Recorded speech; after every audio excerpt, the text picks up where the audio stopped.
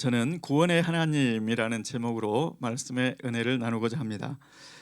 오늘 말씀은 1절에 나와 있는 대로 하나님께서 다윗을 모든 대적의 손에서, 특히 사울의 손에서 구원하신 때에 하나님께서 어떠한 구원을 베푸셨는지, 자기가 어떠한 환난과 어려움 가운데서 주님의 구원을 받았는지를 노래하고 있는 그러한 내용입니다. 여러분 1절 한번 보실까요? 1절 한번 보시겠습니다. 여호와께서 다윗을 모든 대적의 손과 사울의 손에서 구원하신 그날에 다윗이 이 노래의 말씀으로 여호와께 아뢰어. 여러분 다윗의 모든 대적, 사울의 손, 그리고 모든 대적, 그러면 그 모든 대적은 누구를 얘기할까요? 아마 이스라엘 주변의 대적들을 말할 것입니다. 북쪽에는 아람이 있었죠. 그 다음에 오른쪽에 모압, 암몬, 남쪽에 에돔, 그리고 아말렉, 소바, 그리고 서쪽에 블레셋. 빙둘러 대적이었죠. 그런데 그 대적들을, 사방의 대적들을 하나하나 이기게 하셨던, 가는 곳마다 승리하게 하셨던 그 하나님을 노래하고 있습니다. 암몬은 칠 생각이 없었어요. 그렇죠? 그런데 암몬, 나스, 한운, 스스로 대적했기 때문에 암몬까지, 그래서 사방의 대적들을 다 멸하고, 그러니까 그것이 자신이 멸했다고 표현하지 않고 하나님께서 그 대적의 손에서 자기를 구원했다, 이렇게 표현하고 있습니다. 또 사울의 손에서도 구원하신 그때, 그러니까 이것은 승리의 노래고, 개인적으로는 승리고, 그 이면에는 하나님의 구원에 감사하는 노래죠. 자, 그러면 이 노래가 어디에 나왔어야 맞을까요? 실은 다윗이 시간적인 순서대로라면 밧세바 사건 전에 진짜로 잘 되었을 때, 그때 이 노래가 배치가 딱 되었더라면 시간적으로는 맞겠죠. 자, 그런데 어떻게 됐을까요? 만일에 그렇게 배치됐더라면 하나님께서 다윗에게 이처럼 구원을 베푸시고 승리를 베푸셨는데, 결국 다윗의 말로는 수치와 슬픔으로 흐지부지 끝났다, 이렇게 되겠죠. 그런데 제가 말씀드린 대로 하나님께서 성령의 감동으로 이 내용이 여기에 배치된 데는, 이런 순서로 성경이 쓰인 데는 의미가 있다는 것이죠.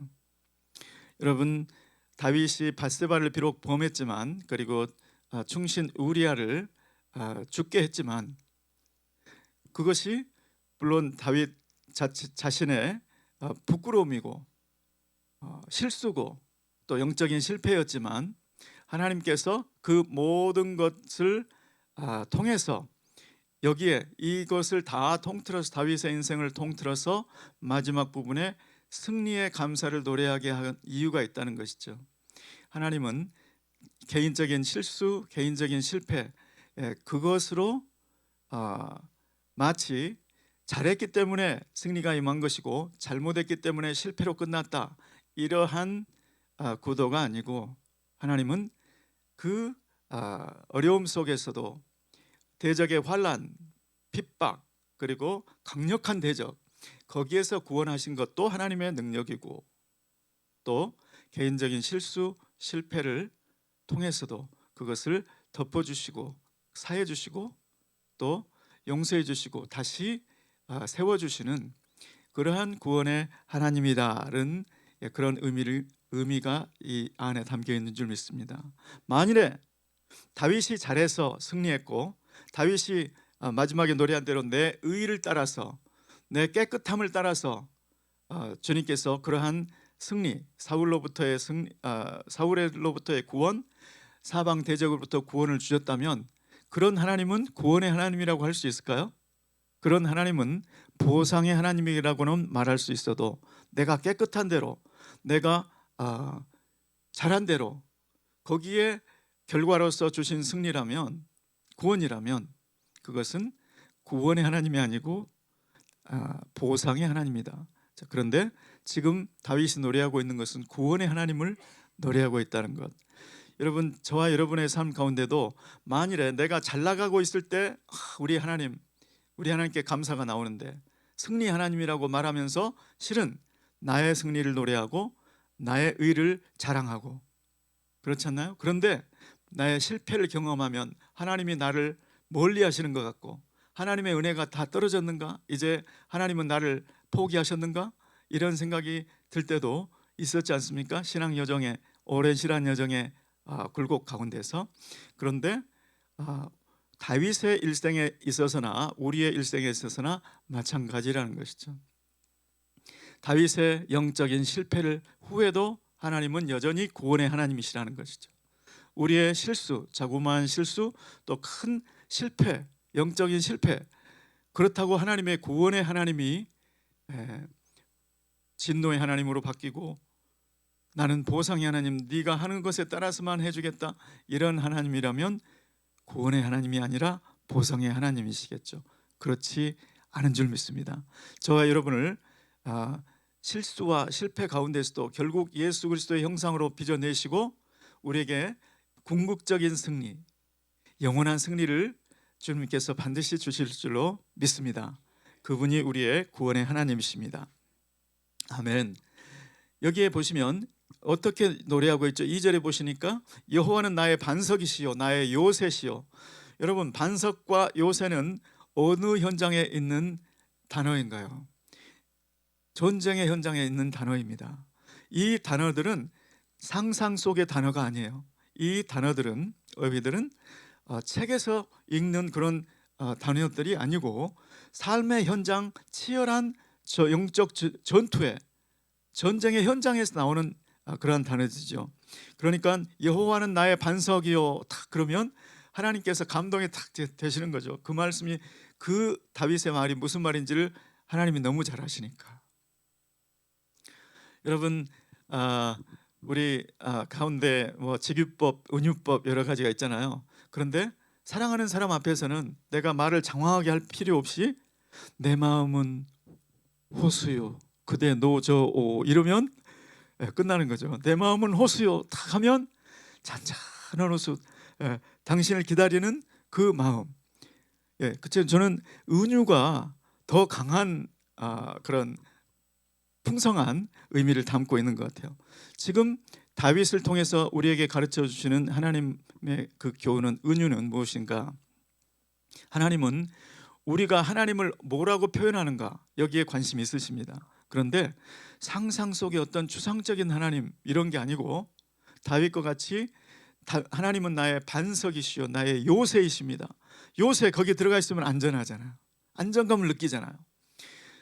이런 것들은 우리가 하나님을, 지금 나는 오늘 하나님은 누구십니까? 이렇게 물어보면 나는 뭐라고 얘기할 건가? 저는 하나님은 나의 내비게이션이요.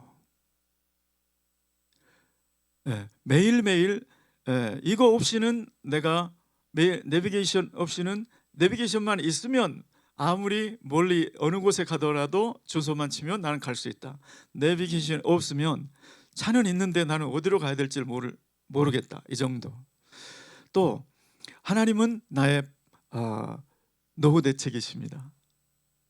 하나님은, 더 나아가서 하나님은 나의 사후 대책이십니다. 어떤 것들을 준비하고 나의 노후를 위해서, 사후를 위해서 나는 주님만 있으면 된다는 것이죠. 이런 구체적인 하나님으로 주님이 여러분의 삶에, 여러분의 고백이 되기를 예수 그리스도의 이름으로 축원합니다. 아멘. 그리고 어떤 자들에게서 어디에서 구원받았는지를 다윗이 고백을 합니다.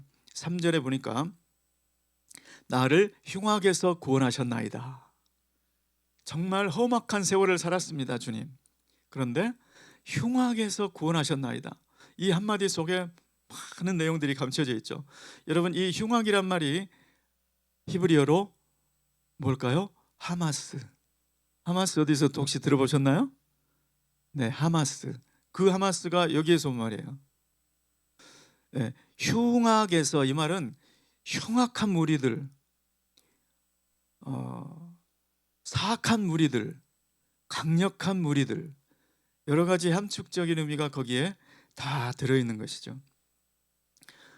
골리앗을 생각해봐도 그렇고, 그 4명의 죽였던 그 거인 용사들, 블레셋에서 있었던 그 거인 용사들, 우리 힘으로는 어떻게 해볼 수가 없었다는 거예요. 그게 강력하고 사악하고 흉악한 자들, 하나님이 없이는 제거할 수 없었던 자들, 그런 자들로부터 내가 구원을 받았습니다. 이런 하나님에 대한 고백, 그리고 내가 어디에서 구원을 받았는지, 그 다음에는 어떻게 그 구원의 과정에 뭐가 있었는지를 밝히고 있습니다. 7절 말씀 보시면, 내가 환난 중에서 여호와께 아뢰며 나의 하나님께 아뢰었더니 저가 그 전에서 내 소리를 들으시며 나의 부르짖음이 그의 귀에 들렸도다. 여러분, 그 흉악한 자들, 그 흉악의 무리들이 어떻게 표시되어 있느냐? 사망의 파도, 5절에 보니까 불의의 홍수, 그리고 음부의 줄, 사망의 올무. 내가 뱀이 내 몸을 칭칭 감듯이, 또아리를 틀듯이 내가 이 음부의 줄에서 벗어날 수가 없을 것 같아 보이는 거죠. 네, 십광야에서 그 황무지에서 있었던 일 기억나십니까? 3,000명의 군대를 사울이 이끌고 와서 한 산을 안에서 사울의 군대가 쫓아오면 나는 반대로 가고, 이 뺑뺑이를 얼마나 돌았는지, 이제 나는 죽었구나, 완전히 포위망에 갇혔구나 할 때에 전령이 와서 사울에게 블레셋이 침노하였나이다 해서 돌아간 사건, 그래서 구원을 얻은 사건. 나는 이미 목이 졸려있는, 완전히 눌려서 이제 KO패 당할 수밖에 없는 것 같은 그런 상황 속에서 다윗이 어떻게 했는지를 보여줍니다. 그때 당시에 읽을 때는 다윗이 열심히 도망만 했던 것 같아요. 액션만 보이는 것 같아요. 그런데 오늘 말씀에 보니까 다윗이 얼마나 하나님께 부르짖었는지, 얼마나 하나님께 아뢰고 부르짖었는지를 볼 수 있게 해주는 대목이죠. 여러분, 어떤 사람이 어떤 잘 나가는 식당을 모방해서 식당을 내보려고 그 식당에 여러 번 가서 맛을 봤다는 것이죠. 이 식당은 도대체 어떻게 하길래 이런 맛이 나오는 걸까? 그것을 알아보려고. 그런데 아무리 보고 또 봐도 알 수가 없더랍니다. 그런데 이 사람이 갑자기 꾀가 났는데, 쓰레기통을 뒤져보자. 그래가지고 음식 쓰레기통을 뒤져봤더니 음식에 보이지 않던 재료들이 거기에 있었더라는 거예요. 그래서 이것 때문에 이 맛이 났구나를 알게 되었다는 것이죠.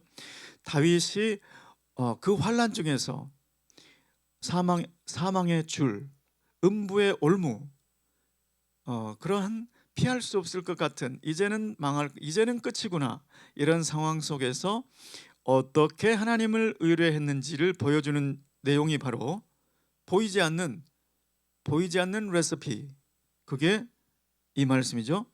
환난 가운데서 액션만으로 대처한 게 아니죠.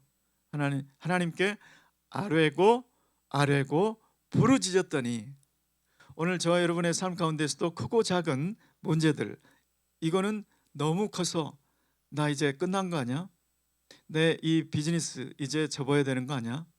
내 이 가족, 내 이 가정, 내가 더 이상은 못 가겠네, 내 힘으로는 안 되겠네, 이거 포기해야 되는 거 아니야? 네. 학업에서도 건강에서도 어떤 상황 가운데서도 그런 상황을 만날 때 있죠. 그런데 오늘 다윗을 통해서 하나님께서 우리에게 가르쳐 주시는 것은 하나님께 아뢰고 또 아뢰고 부르짖으라, 이 말씀인 줄 믿습니다. 그래서 그랬더니 하나님께서 부르짖음이 그 귀에 들렸도다, 내 소리를 들으시며, 그냥 들으신 게 아니고 귀를 세우고 하나하나 들으셨다고 표현이 되어 있습니다. 우리의 신음소리조차도, 기도가 나오지 않아서 신음하고 있는 그 모습조차도 주님께서는 다 보시는 줄 믿습니다. 하물며 우리가 눈물로 간절하게 부르짖고 또 부르짖는 그 기도를 반드시 주님께서 응답하실 줄 믿습니다. 하나님께서 그 기도를 들으시고 반응이 어떠셨나? 9절에 보시면 그 코에서 연기가 올랐다. 입에서 불이 나왔다. 여러분 히브리어에서는 하나님께서 진노하셨다. 그게 어떻게 표시가 된다고 말씀드렸죠? 코가 시뻘개졌다. 이렇게 점점 열을 받아가지고 코가 점점 시뻘개지더니 마침내는 그 코에서 연기가 났다. 얼마나 하나님이 진노하셨으면 다윗의 대적들을 향해서 얼마나 진노를 바라셨으면 이제 시뻘겋고 시뻘개지다가 나중에는 코에서 연기가 났다. 그리고 입에서는 불이 나와서 그 불로 사름이. 여러분, 큰 문제는, 작은 문제는 내가 처리할 수 있어도 큰 문제는 결국 어떻게 해결되는가? 하나님의 개입으로만 해결되는 줄 믿습니다. 지금 이것은 하나님의 개입을 나타내고 있는 것이죠. 그리고 하나님이 하늘을 가리우고 강림하셨다, 또 바람 날개 위에 나타나셨도다. 이것은 다윗의 처한 상황 가운데서도 그랬지만 온 인류, 저와 여러분의 삶 가운데서도 하나님의 이런 개입, 이런 임재, 이런 능력으로 역사하실 뿐만 아니라 온 우주 만물의 이 구속사의 완성도 하나님의 개입으로 예수 그리스도의 재림으로 이루어지는 줄 믿습니다. 여러분, 구원과 심판은 동전의 이면과 같습니다. 하나님께서는 그 사랑하시는 자들을 구원하시기 위하여 심판하신다고 시편에 나와 있습니다. 하나님께서 언제 나타나신가? 예수 그리스도께서 언제 재림하시는가? 물론 하나님의 복음이, 생명의 복음이 모든 민족에게 증거되었을, 그게 다 맞춰지고 모든 족속들 가운데서 하나님을 믿고 예배하는 자들이 나왔을 때죠. 그런데 그때는 동시에 언제인가? 하나님의 진노가 쌓이고 쌓여서 코에서 연기가 나고, 얼마나 이 세상이 악해지고 얼마나 예수 믿는 자들을 핍박하는지 하나님의 코에 연기가 날 정도로 코가 시뻘개진 그때 하나님께서 예수 믿는 자들을 구원하시려고 이 세상의 심판주로 오시는 것이죠. 예수 그리스도의 임재는, 재림은 결국 하나님의 개입, 심판을 위한, 그리고 구원을 위한 재림인 줄로 믿습니다. 오늘 말씀을 통해서 하나님께서 우리에게 가르쳐 주시는 것은 하나님은 구원의 하나님이시라는 거죠. 하나님은 보상의 하나님 정도가 아니라는 거예요. 물론 우리가 잘하는 것에 대해서는 반드시 보상하시죠. 그런데 하나님의 구원은 우리의 깨끗한 것, 우리의 의로운 것을 통해서 오는 그러한 정도가 아니고, 만일에 그랬다면 이 내용을 다윗이 한창 잘 나가던 그때 이 내용을 두셨을 것이다. 그런데 오늘 이 내용을 다윗이 수치와 슬픔, 다윗의 실수와 실패 후에 온갖 쓰라린 그 상처 후에 이 말씀을 두셨다. 이 말씀을 여기에 두셨다. 이것은 다윗의 실수와 실패에도 불구하고 여전히 하나님은 구원의 하나님이셨다. 이것을 말씀하신 줄 믿습니다. 또 저와 여러분의 삶 가운데서도 마찬가지로 우리가 주님을 잘 섬길 때, 성령 충만할 때, 그때만 우리의 구원의 하나님이 되시는 것이 아니라 우리의 실수와 실패에도 우리가 고통하고 신음하고 주님 앞에 우리의 실패 때문에 오는 어려움 때문에 부르짖고 주님 앞에 아뢰일 때에도 주님은 여전히 구원의 하나님이신 줄로 믿습니다. 언제나 하나님을 의지하시고 바라보시고 주님 앞에 나아가시고 주님 앞에 아뢰고 부르짖어서 그 주님, 그 구원의 하나님을 더욱더 구원의 하나님으로, 더 깊은 구원의 하나님으로 체험하시고 영광 돌리시는 저와 여러분 되시기를 예수 그리스도의 이름으로 축원합니다. 기도하겠습니다. 고마우신 하나님 아버지, 주님은 다윗의 실수와 실패 후에도 여전히 구원의 하나님이신 것을 보았습니다. 우리의 삶 가운데 우리의 작은 실수, 우리의 큰 실패 후에도 그 가운데 주님의 징계 가운데서도 주님은 여전히 구원의 하나님이신 줄 믿습니다. 주님 다윗과 같이 언제나 주님 앞에 나아가고 주님께 아뢰고 부르짖어 구원의 하나님을 더욱더 깊이 체험하는 우리 모두 되게 도와 주시옵소서. 예수 그리스도의 이름으로 기도드리옵나이다. 아멘. 우리 다 함께